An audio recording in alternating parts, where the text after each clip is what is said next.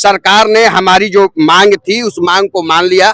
पटना सहित संपूर्ण बिहार में गर्ल्स हॉस्टल्स है या आवासीय लॉज है, उन सभी में जो मानक है, जैसे उसमें 5 बिंदु ऐसे बनाई गई है जिस पर दिशा निर्देश जारी किया गया है। भरोसा और विश्वास रखना होगा कि हम सुरक्षा के में कहीं भी कोताही बरतने वाला ये सरकार नहीं है। डिसीजन है कि एक भी अपराधी, चाहे वो अपराधी जिस प्रवृत्ति को हो, वो बिहार में अपराध नहीं करेंगे, तो वो स्वेच्छा से अपराध छोड़ देंगे, अन्यथा उनकी पिंडदान हम लोग गया में करवाने का काम करेंगे।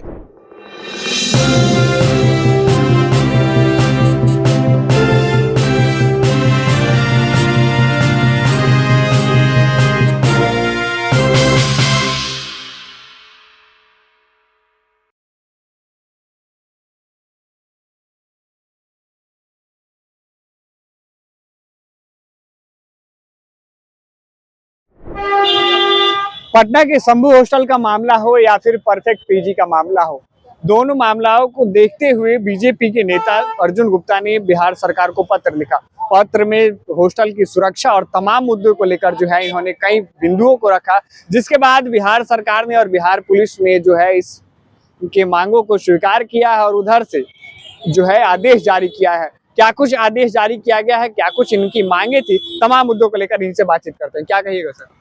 सितेश जी, सबसे पहले नेशन विस्तार को हम बधाई देना चाहते हैं कि आपने 19 तारीख को जो हमारी मांग थी राज्य सरकार से, और हमने जो पत्र माननीय मुख्यमंत्री जी और प्रधान सचिव मुख्यमंत्री जी का और गृह मंत्री जी का और डीजीपी साहब को एक पत्र दिया था, जिसमें गर्ल्स हॉस्टल की सुरक्षा व्यवस्था का जो मानक था उसको पूर्ण करने हेतु दिशा निर्देश जारी करने का मतलब अपील किया था, आग्रह किया था। कल सरकार ने हमारी जो मांग थी उस मांग को मान लिया और उस पर बहुत बड़ा अच्छा मतलब है, जो भी हमारा मतलब मांग था सरकार से, उन सभी मांगों को पूरा किया गया है। कल एक चिट्ठी जो है बिहार पुलिस मुख्यालय से निर्गत की गई है अपराध अनुसंधान विभाग एवं कमजोर वर्ग से, जिसका पत्रांक संख्या जो है वो 35 है। 4/2/2026 को यह पत्र निर्गत की गई है, जिसमें बिहार के सभी पुलिस अधीक्षक और सभी वरीय पुलिस अधीक्षक को यह निर्देश दिया गया है कि जो पटना सहित संपूर्ण बिहार में गर्ल्स हॉस्टल्स है या आवासीय लॉज है, उन सभी में जो मानक है, जैसे उसमें 5 बिंदु ऐसे बनाई गई है जिस पर दिशा निर्देश जारी किया गया है कि उस पर अपने स्तर से आदेश जारी कर इसको लागू करवाना है। जिसमें मेरी पहली मांग थी कि पंजीकरण नीति लागू हो। राज्य सरकार ने इस चीज को मांग किया और इस पत्र में सबसे पहले अगर किसी बिंदु का चर्चा किया गया है तो उसमें अनिवार्य पंजीकरण और सत्यापन की बात है। दूसरा जो हमारी विषय थी कि बुनियादी ढांचा मतलब कि इंफ्रास्ट्रक्चर गर्ल्स हॉस्टल का और बॉयज हॉस्टल का और लॉजों का जो था वो पुराने ढंगों से था, उस पर भी सरकार ने संज्ञान लिया है। प्रवेश और निकास के नियम कि हमने कहा था कि सुरक्षा के दृष्टिकोण से बड़ी अचूक होती है। बहुत सारे ऐसे गर्ल्स हॉस्टल है जहां पर वार्डन की कमी है, सीसीटीवी कैमराज नहीं है। राज्य सरकार ने इन प्रमुख बिंदु पर भी ध्यान आकृष्ट किया है और सभी हॉस्टलों में और लॉजों में इस चीज को सुनिश्चित करने के लिए मतलब विजिटर रजिस्टर, पुरुषों का प्रवेश निषेध, biometric attendance, emergency helpline number जारी करने का आदेश जारी किया है। वार्डन की जिम्मेवारी की भी बात की गई है।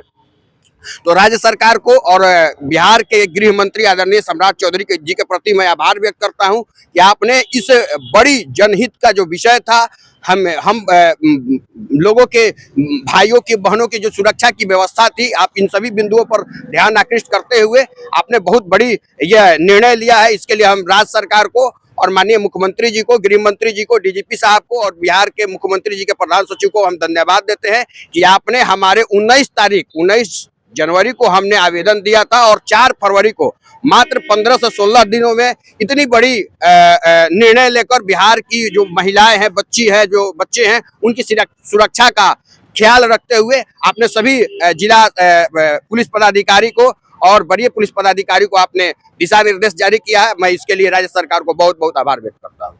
क्या लग रहा है कि जिस तरीके से अब पुलिस मुख्यालय ने जो पत्र जारी किया है, पटना में चल रहे तमाम जो अवैध हॉस्टल हैं उन पे शिकंजा कसा जाएगा और वो बंद होंगे? निश्चित रूप से।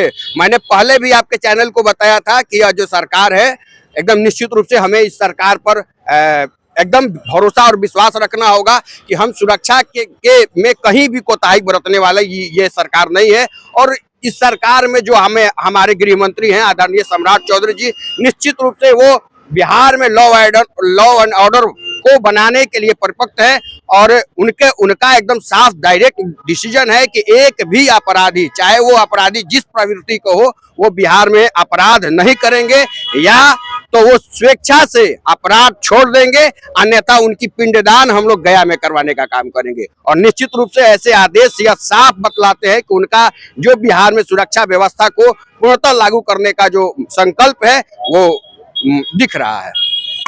तो ये थे हमारे साथ बीजेपी के नेता अर्जुन गुप्ता, जिनसे हमने बातचीत की। इन्होंने 19 जनवरी को जो है बिहार सरकार को पत्र लिखा था, पुलिस मुख्यालय को पत्र लिखा था, जिसमें छात्राओं की सुरक्षा और हॉस्टल संचालन के जो है प्रावधान और नियम की बात कही थी। आप पत्र देख सकते हैं, साफ आपको दिखाई देगा 19/1/2026 को ये पुलिस महानिदेशक को है। वहीं दूसरा आपको दिखाना चाहूंगा जो पत्र है वो गृह विभाग को है, यानी साफ तौर पे हॉस्टल संचालक जो है उसको भी लिखा गया था और उप मुख्यमंत्री और मुख्यमंत्री को भी लिखा गया था, यानी तमाम बिहार के बड़े अधिकारियों को भी पत्र लिखा गया था। इस पत्र के माध्यम से अवगत कराया गया था कि बिहार में जिस तरीके से अवैध हॉस्टल चल रहे हैं, महिला सुरक्षित नहीं है, एक के बाद एक जो कांड देखने को मिले, उन तमाम मुद्दों पर इन्होंने अपनी कुछ 5 बिंदुएं रखी थी। उस 500 बिंदुओं को जो है बिहार सरकार ने उस पर नियम बना दिए हैं, उसके लिए प्रावधान जारी किए हैं। अब ऐसे में पटना में जिस तरीके से, पटना के अलावा बिहार में जिस तरीके से अवैध जो गर्ल्स हॉस्टल चल रहे थे, उन पे अब शिकंजा कसने का काम किया जाएगा। कैमरे पे सहयोग कर रहे समर कुमार डे के साथ सितेश सिंह की रिपोर्ट पटना से।